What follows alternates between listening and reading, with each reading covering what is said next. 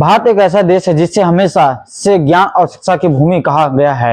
आज हम जिस नालंदा यूनिवर्सिटी की बात करने जा रहे हैं वो सिर्फ एक विश्वविद्यालय नहीं बल्कि एक ऐसी संस्था थी जिसने हजारों साल ही दुनिया को दिखा दिया कि शिक्षा का असली अर्थ क्या होता है। नालंदा सिर्फ किताबों का घर नहीं था, नालंदा विचारों का केंद्र था। यहाँ हजारों छात्र, सैकड़ों शिक्षक और लाखों पांडुलिपियां थी। दुनिया भर से विद्वान यहाँ पढ़ने आते थे, लेकिन फिर एक समय ऐसा भी आया जब नालंदा की सारी महिमा राख में बदल गई। तो आइए आज की इस यात्रा में जानते हैं नालंदा यूनिवर्सिटी की 1000 साल पुरानी अद्भुत शिक्षा प्रणाली की कहानी। नालंदा की स्थापना 5वीं शताब्दी में गुप्त वंश और लगभग 14 हेक्टेयर के विशाल परिसर में फैला था। नालंदा उस समय का पहला रेसिडेंटल कैंपस था जहां विद्यार्थी और शिक्षक एक साथ रहते थे।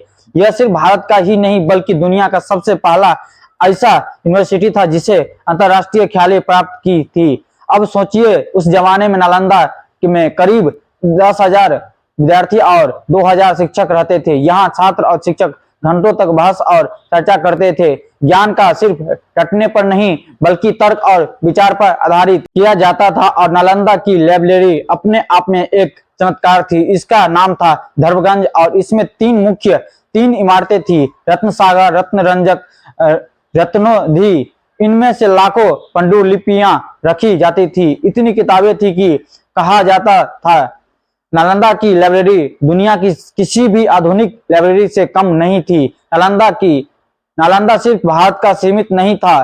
चीन, कोरिया, जापान, तिब्बत, मंगोलिया और यहाँ तक कि फारस से भी छात्र नालंदा पढ़ने आते थे। नालंदा उस समय का सबसे महान शिक्षा केंद्र था जहाँ विद्वान सिर्फ ज्ञान नहीं बांटते थे बल्कि संस्कृति और विचारधारा भी दुनिया तक पहुंचाते थे। नालंदा से ही जीरो का कॉन्सेप्ट। लेकिन इतिहास की सबसे दुखद घटनाओं में से एक नालंदा के साथ जुड़ी है। 12वीं शताब्दी में दिल्ली सल्तनत के सेनापति बख्तियार खिलजी ने नालंदा यूनिवर्सिटी पर हमला किया। उसने नालंदा की विशाल लाइब्रेरी को आग के हवाले कर दिया। इतनी किताबें थी कि कहा जाता है कि नालंदा की लाइब्रेरी कई महीनों तक जलती रही। लाखों पांडुलिपियां, शास्त्र और हजारों साल का ज्ञान सब राख हो गया।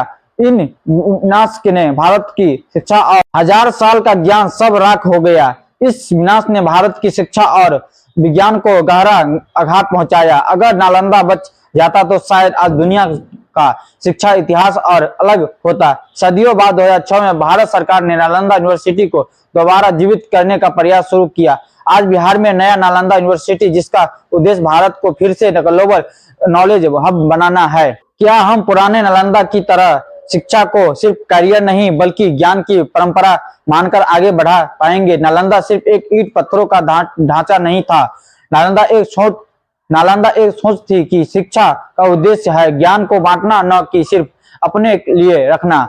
तो दोस्तों, आपको क्या लगता है, क्या नया नालंदा यूनिवर्सिटी भारत को फिर से वही वैभव दिला पाएगा?